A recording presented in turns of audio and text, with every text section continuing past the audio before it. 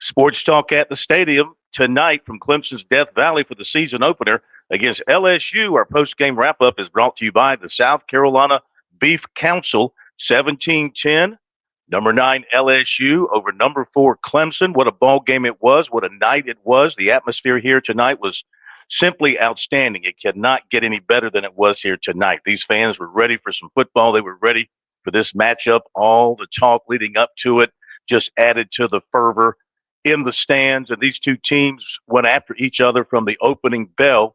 There were mistakes on both sides, opportunities missed on both sides, but at the end of the day in the second half, LSU pretty much dominated Clemson, shutting out the Tigers in the second half after Clemson led 10-3 at halftime. LSU made just enough big plays. Their quarterback, Garrett Nussmeier, he was perfect down the stretch. He was 11 for 11 throwing the football. But what they did was they went with the short screen passes pretty much exclusively against that Clemson defense, and he was able to connect on all of them, and they never really took many shots down the field, just really underneath stuff over and over again.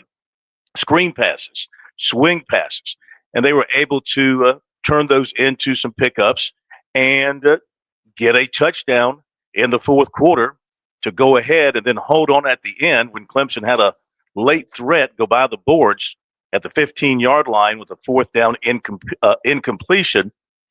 Cade Klubnik had a few moments tonight of some good throws, but for the most part, he was under pressure all night. The Clemson offensive line did not do a real good job of being able to protect him. But then again, LSU just brought a ton of pressure all night long.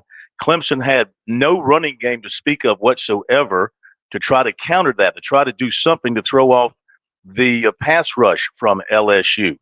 Except for hitting a couple of big balls down the field, I mean, Klubnik he threw for the same yardage as Nussmeier did, but he was not nearly as efficient as Nussmeier did. At one point, he was 7 of 16 throwing the football. The Tigers had to play without Antonio Williams for most of the game. Maybe that was a pretty important factor down the stretch. Having a veteran receiver like that out of the lineup was not good. The defensive game plan for LSU was, again, to bring the pressure on almost every snap. They really did not worry about the running game from Clemson. They just came after Klubnik and forced him pretty much to roll to his right all the time. And they were ready most of the time to defend when some passes were completed. So he was under pressure a good bit of the night. Now, 354 total yards for LSU, 261 for Clemson. The Tigers only had 31 rushing yards. They averaged 1.6 yards per carry. Nussmeier, 28 of 38 for 230 and a touchdown, but only 8.5 yards per catch. So a bunch of underneath short stuff that worked for them for the most part. Klubnik was 19 of 38 for 230 yards. He did have one interception. The fourth quarter, of course, was pretty tense because it was a close ball game going into the fourth quarter. LSU scored early in the quarter to take the lead for the first time after Clemson had led 10-3. LSU tied the game and then took the lead early in the fourth quarter. And the Tigers got the ball one last possession after forcing a LSU punt. They had a couple of big plays, and they got the ball down to the 15-yard line, but on fourth down, under heavy pressure and rolling to his right, Klubnik threw an incomplete pass, and that killed the Tigers' chances to get in the end zone and tie this ball game and either go for 2 for the win or go to overtime. So it was a big night for LSU. All the talk about their Death Valley, this Death Valley, it really doesn't matter. That's good fan talk. But for this night, this field belonged to LSU. More directly, it belonged to Brian Kelly, the LSU head coach, who came into this game under some pressure. He had not won an opener at LSU, and he hasn't gotten in the playoffs. So the fans there are getting a little bit antsy about things, but there was a big crowd of LSU fans here tonight, and they gave his team a rousing ovation when they left the field tonight. And so LSU, a remade team, largely through the transfer portal, wide receivers, offensive linemen, their secondary, and they challenged Clemson's receivers. They they faced up with the Clemson receivers because they were bringing pressure so much. So it was man-to-man coverage, and for the most part, the Tigers couldn't really beat it on a regular basis. There were two critical calls in the game that affected both teams. There was a touchdown, looked like a touchdown for LSU on a pass play into the corner of the end zone where Barryon Brown caught the football. Looked like he made a football play as he went over the uh, the, the goal line with a tiger draped all over him. And when he hit the ground, the ball came loose. He was maybe losing possession as he was going to the ground, but that was after he looked like he had taken a step or two and made a football play.